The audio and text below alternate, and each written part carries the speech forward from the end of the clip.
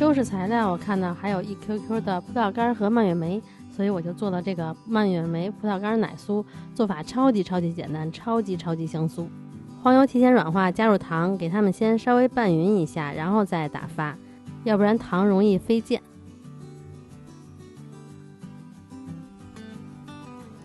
打匀了以后加入蛋黄，蛋黄加1个半就行，剩下半个留到最后刷表面用。蛋黄一定要用常温的，要不然容易油水分离。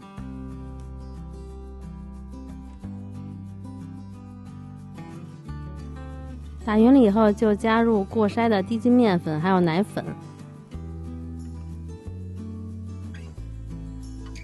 然后就给它们拌匀。拌匀以后基本上能成一个比较湿润的面团，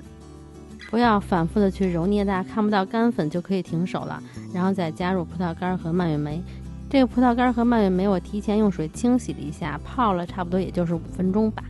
拌匀了以后就给它搓成15克一个的小圆球，然后给它每个都稍微摁扁一点，表面刷上一层蛋黄，放到烤箱中层，用150或者160度烤18到20分钟左右。最后烤完它里外全酥就可以了，如果里边还是有点软的话，就再放回去接着烤。小小的一个很可爱，吃起来非常的香酥，